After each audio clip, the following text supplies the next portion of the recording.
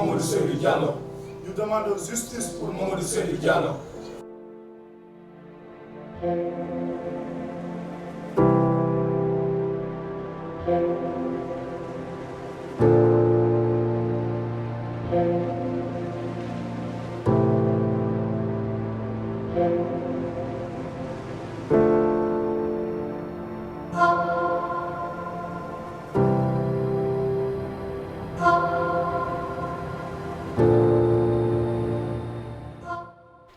asalaamaaleykum nuyu naa leen bu baax a baax internetu Seneweb dem mbégteeg ca waxte di jànnoog yéen si lépp luñ leen di dégtal tey nag dañu ñëw fii ci yëmbal seeti benn famille ba nga xamante ne ni famille yooyu kii di benn ndaw bu ñuy wax Seydou la muñ ne dañu ko teg loxo ci kaso gi par erreur dañuy xool ay jege ñaalem ñu dikkaatal ñu si feey waaye it lan lañ ñuy gën a indil ay leeral ci mbirum Seydou moomu nga xamante ne ni mu ngi ci kaso gi ba jamono ji may wax ak yéen ki ma toogal ni kenn la si ay jege ñaalem dama koy nuyu ba ko mu nuyante moom ñi nga xamante ne ni ñoo di internetu Seneweb mu gën ñoo rek dikkaatal ci mbir yi naka la demee sëñ bi maa ngi lay. waaw maa ngi lay fay. tur bi naka. Mamadou Dia. Seydou sama xarit la ñooy ànd ko waaw ñooy ànd. ñu gis ne ñu ngi ko teg loxo mi ngi si kaso gi ñu ne par erreur la mbir yi naka la demee exactement. waaw mbir yi nag nu mu demee exactement avant tout tamit maa ngi leen nuyu waa Seneweb di kontaan ci déplacement bi ngeen déplacé ñëw fii nga xam ne mooy niveau di yëmbal. affaire yi nag nu mu demee mooy fi mu démarré mooy problème mu tànk bi metti la Seydou tànkam moo doon metti bi tànkam di metti man jour bi may yëg ni tànkam dafa metti jour boobu dañu am match de football mi ngi tombé ak jour mercredi boobu si laa ñëw ko ñoom Seydou bi ma ñëwee ko ñoom Seydou dugg seen biir kër nuyu ko fekk mu tëdd ma ne ko booy dama bëggoon nga abal moyen zone ndax man lu may football di bëriwul lu may faral di football bëriwul mais ñoom gars yi dañu am ay moyen zone yu ñuy sol jour boobu moom moo ma abal moyen zone ma fekk ko biir néegam mu tëdd mu ne ko Seydou dama bëggoon nga abal moyen damay football yorof benn moyen zone mu ne ma waaw mu jug di dem néegu yaayam di ma abal moyen ndax bataan mi ngi nekk néegu yaayam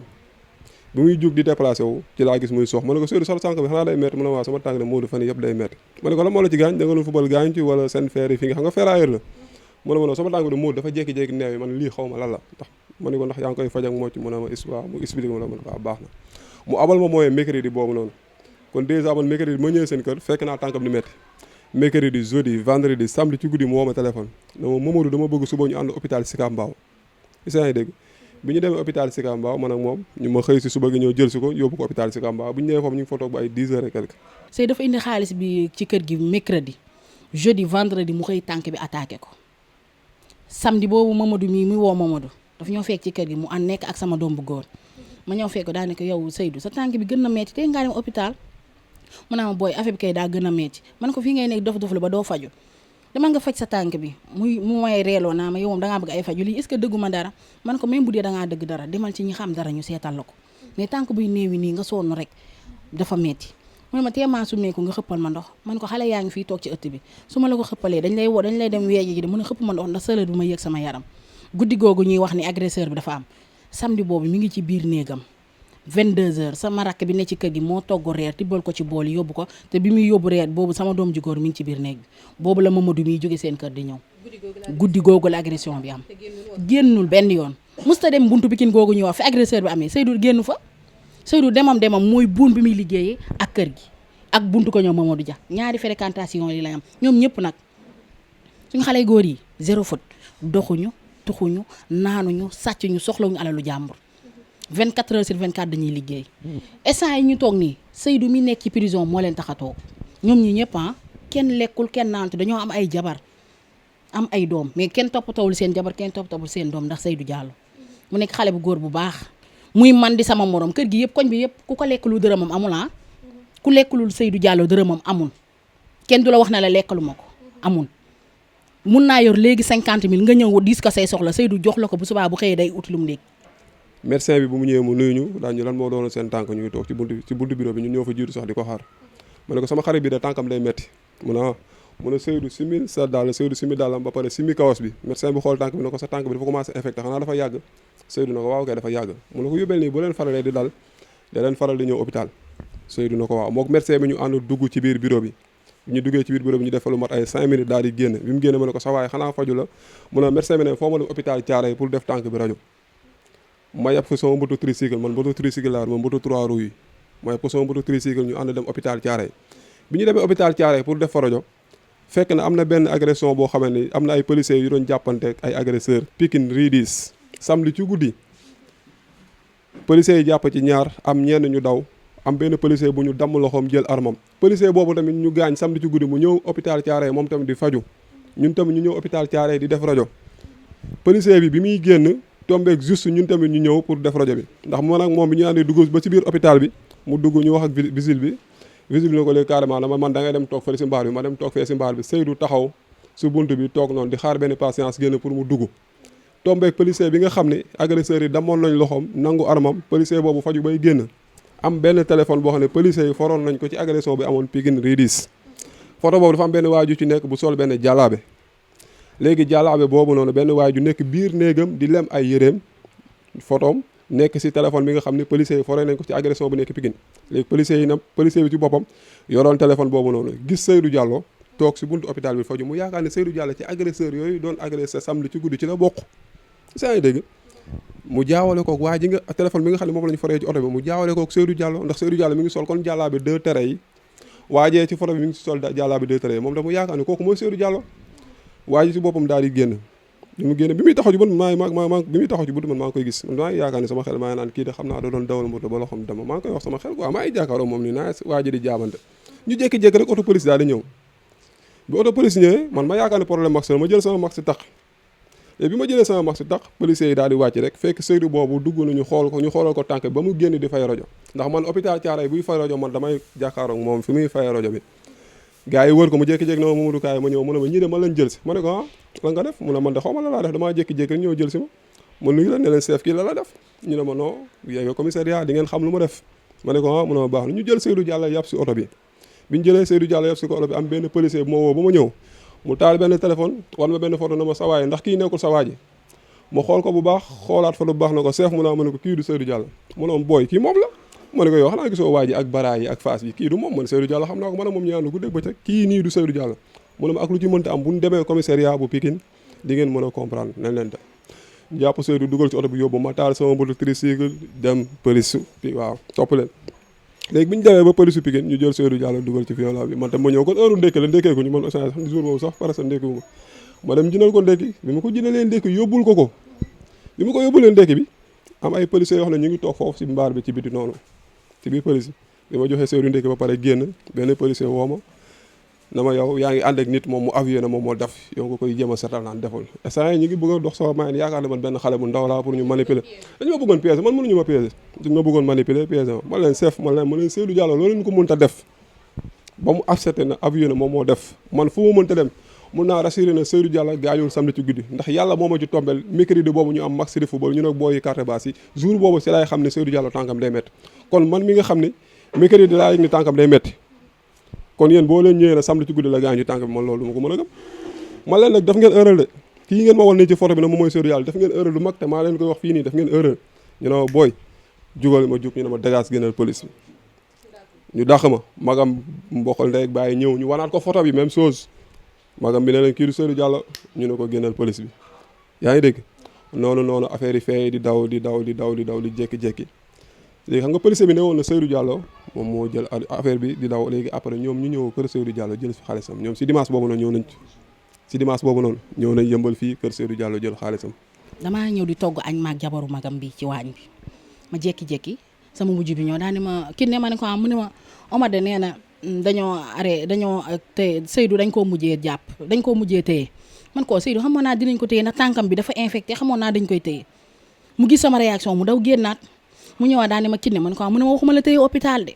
dañ koo téye police man ko luñ koy téye police mu ne est-ce que nekkul see nee nañ si affaire manifester ma ne ko bu dee affaire manifestation lañ ko téye mu ne man ko police yi dañoo juum kon dinañ ko bàyyi ndax manifester man ak moom ak yow du ñoo toogoon fii ataaya ak keenee suñu mujj peccor go bi Aïda kon nan lañ ko mën a jàppee mu ne loolu de moo ñu yéem après sa mujj bi dem ma ko nari taal añ ay 1 heure rek ñu def paj ji nit ñoom police yi ëpp nañ 13 personnes ñu mënate Seydou 4 personnes ñoo njëkk a débarqué dugg ñëw daal di commencé fouiller porte yi laal man kase maa fa nekk ci jigéen ak jabaru magam bi ñun ñaar kase lañ fekk ci perron bi rek ma siggi nag yam ci Seydou rek jug mu ne ma toogaatal ma ne ko pour lan ngeen mënate kii pour lan la mu ne ma ne ko Seydou lan la mu ne ma xam ñii daal Mamadou laa nar hôpital rek ñu ne dañ maa jaawale ci photo ma ne ko yéen photo rek ngeen ciy jaawal noonu rek sama góor a génn ne ko yéen photo ngeen ciy jaawal kii sàccul tuxul naan mu ne ko mère jàllal fële yow li ngay wax xamoo ci dara ma ne ko yow même bu du xamoo ci dara moom kilifa la amoo droit di harceler mère bi nii mu ne ma demal nga toog laajuñu leen Seydou xam nañ ñun xam nañ ñu ne ko yéen lu ngeen gën a xam Seydou ñoo leen ko gën a xam Seydou deful dara noonu ñu daal di ñëw menacé ubbi porte bi xëcc fekk boobu caabeem yorewu ko mi ngi ci rakk mi ngi ci magam bële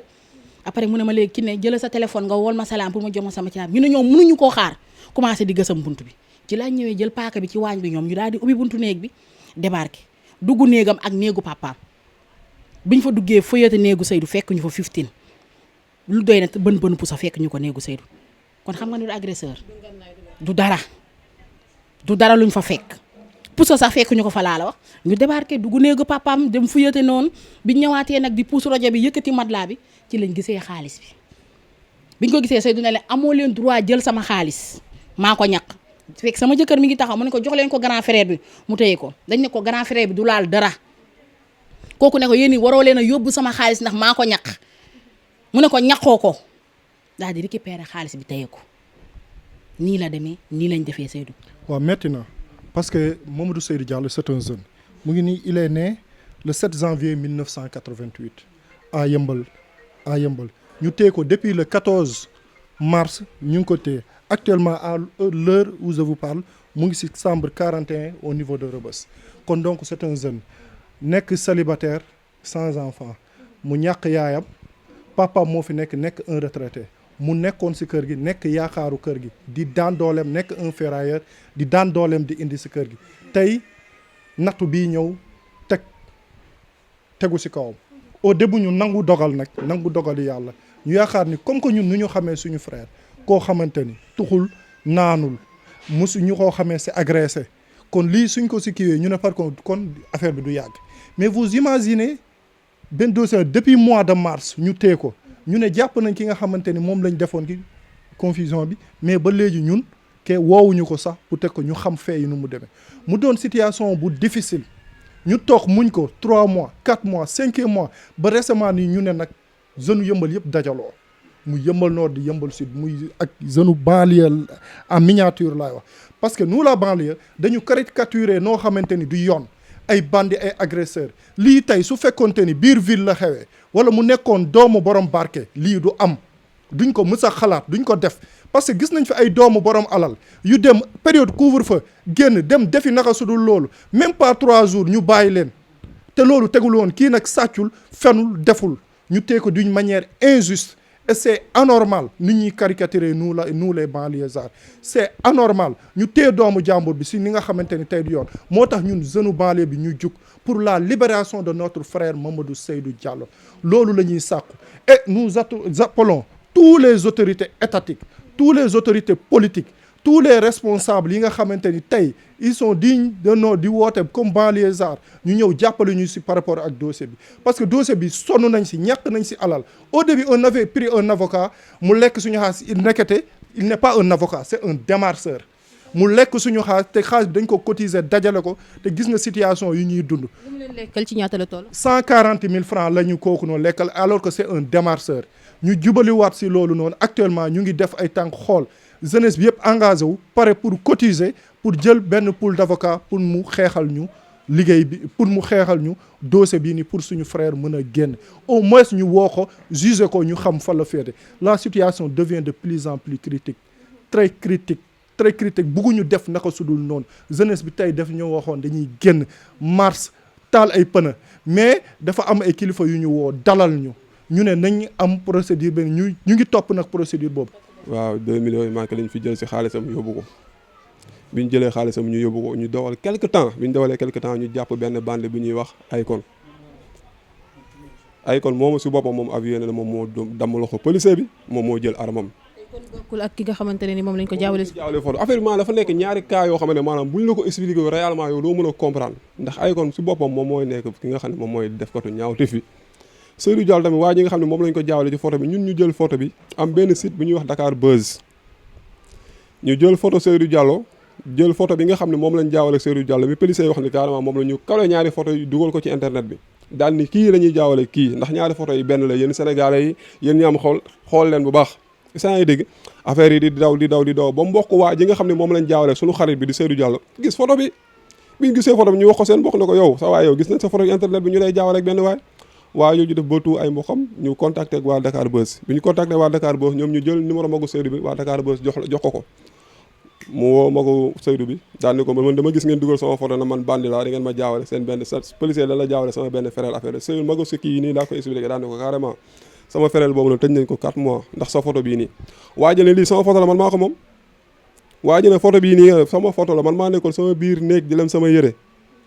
kon dèjà moom policier yi photo bi nga xam ne moom lañ sukkandiku pour jàpp ki nga xam ne moom mooy Mamadou Seydou Diallo photo boobu photo jàmbur la te borom photo boobu ñëw na ne photo bi maa ko moom. léegi yow est-ce que ñi nga xamante ne ni ñoo di takk der yi xam nañ détails yi yëpp jàpp nañu coupable bi ak borom photo bi aussi dem na signalé aussi. waaw borom photo bi mooy li wax ñun jàpp nañu waajale ki nga xam ne mooy Akon ñoom loolu moom war nañu ko xam ndax carrément ñoom ñëpp benn lañ mais photo bi tamit aussi tamit ñun wax nañ ko ci média bi jox nañ ko avocat bi tam jox nañ ko suñuy preuve avocat bi expliqué naa ko détails yi mën a expliqué lépp loolu yëpp mi ngi ci loxo avocat bi instant yi moom si boppam avocat bi moo koy dox waaw mais li ma la ci expliqué noonu la demee benn photo jàmbur lañ jël photo boo xam ne waa ji bi ngi nekk biir néegam bu fekkoon photo boo xam ne dama jaaxaaroog ni sax yow di la xool sax bu ma la photo fu mu dem Sénégal li nga xam ne kii diw la mais nit nag photo boo xam ne nit mi ngi nekk biir néegam téye yëre di lem yëre sëgg nga koy nga am fit en tant que policier gis nit ci hôpital muy faju ngay faju nga gis ko nii rek soupçonné ko rek jàpp ko dóor ko si côté fi pendant mi ngi mat léegi mu mat 6 mois xam nga loolu tamit dafa nekk loo xam ne benn instant tamit injustice la tam jaay doole la def nañ lu ñaaw nag ak lu bon ndax xale tooñ nañ koo xamante ne borom xol bu set lañ tooñ borom xol bu sell lañ tooñ ku nangoo teral yaayam ku nangoo teral baayam ku nangoo teral ay magam Seydou soutien bu mag la woon du taaw kii mooy taaw mais Seydou yàlla moom la gis nga yàlla dina jur ay doom nit dina jur ay doom yàlla tànn ci benn doomu aadama muy kilifa Seydou la yàlla joxoon kilifteef ci kër googu ku ko nangu ak ku ko nangul Seydou la ko yàlla joxoon mu xam ko nag nangu ko jàpp ko ak fukki loxoom ak juróom Seydou tabaski Seydou mooy jënd xar xale yi da leen di xotti tabaski musul manqué 15 ci kër gi te mënoon na ni man dama fee luyee mais Seydou daan def bay def ci kër gi tooñ nañ innocent nag tooñ nañ ko xolam rafet ku liggéeyal yaayam Seydou da daan fóotal yaayam da ko daan baleel tooñ nañ nag borom xol bu rafet te billahi wallahi bu leen ko Seydou baalul benn police balaa moo dee dina sonn tooñ nañ innocent tooñ nañ ko ndayam gërëm tooñ nañ ko torox koo xam ne dafa suturaal baayam tooñ nañ koo xam ne ku baax tooñ nañ nag koo xamante ne billahi wallahi du leen yàlla na ko Serigne Touba fekk fee ci prison ba ak barke ndayam ak barke baayam tooñ nañ xale bu yaru billahi wallahi police yi du leen jik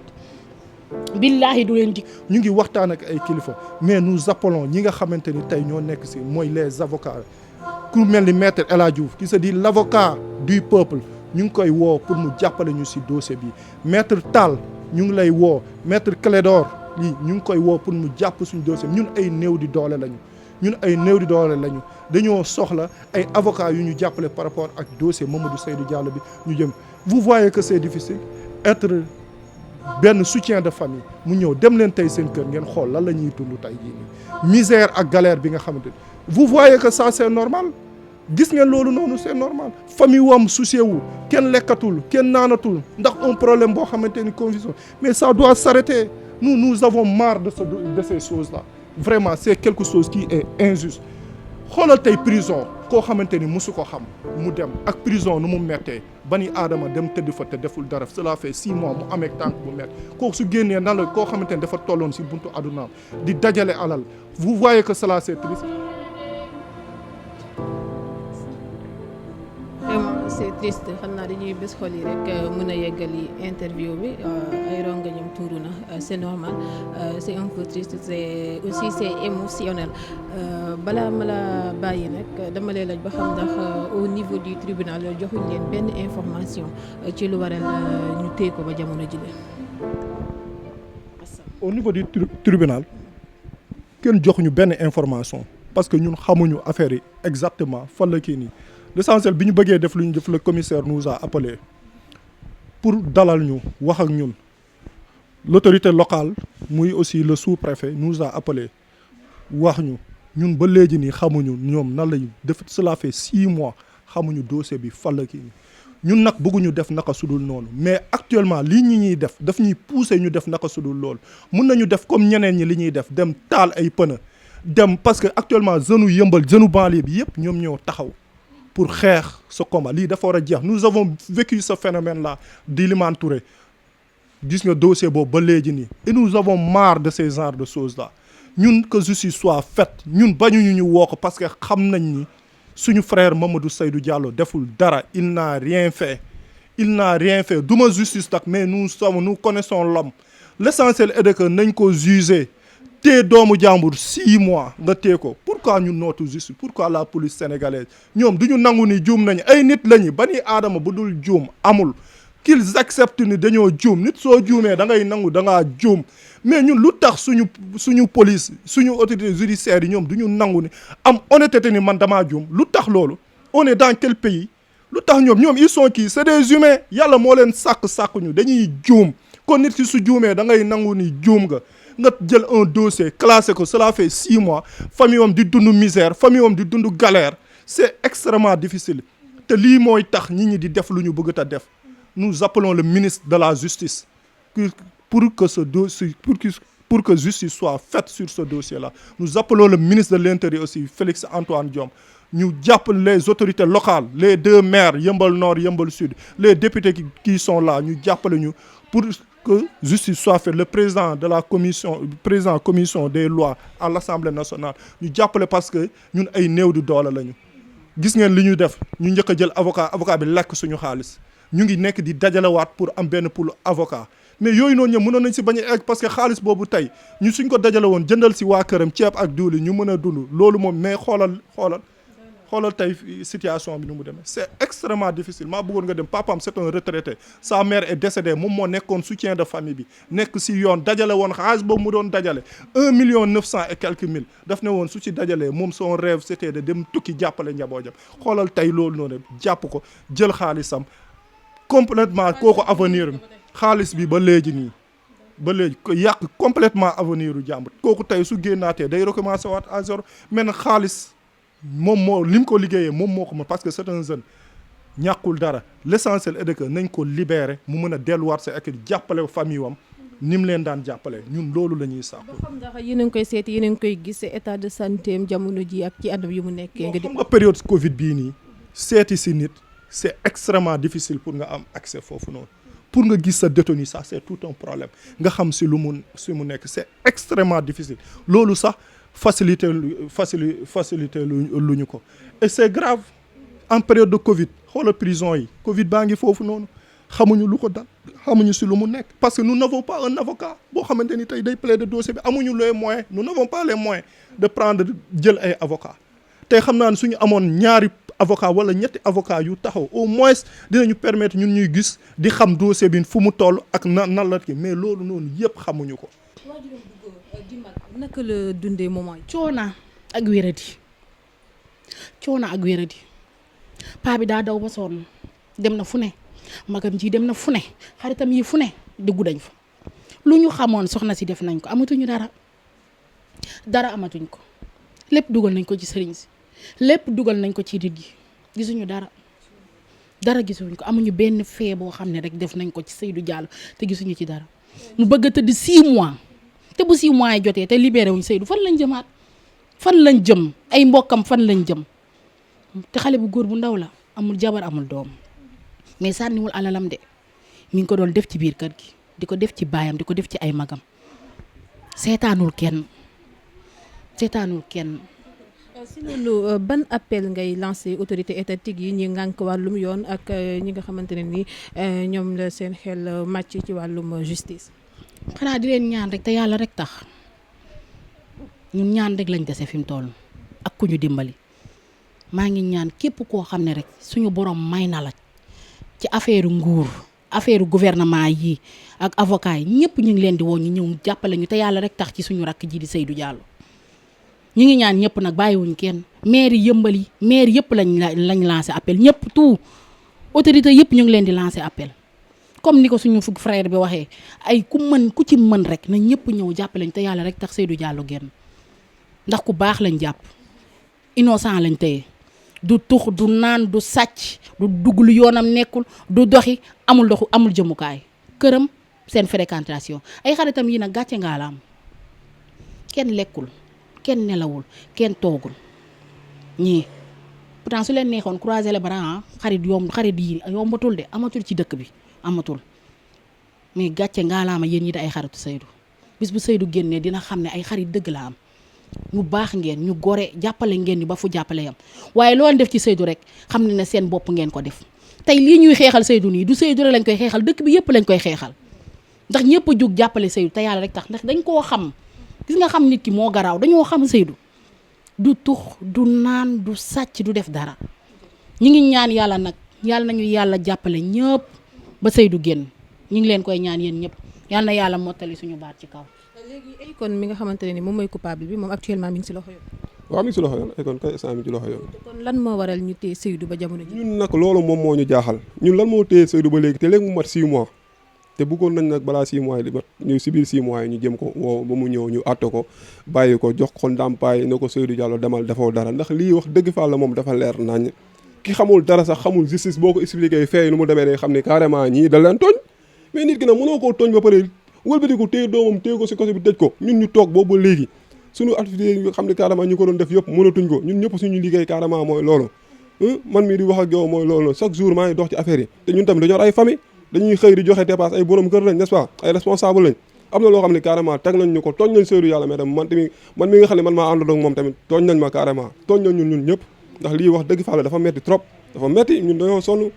ndax boo nee banlieue rek kon ñun si banlieue bi lañ dëkk boo nee banlieue rek xam nga ñu bëgg am fu ñu def fii ay nit ñu baax ñoo fi dëkk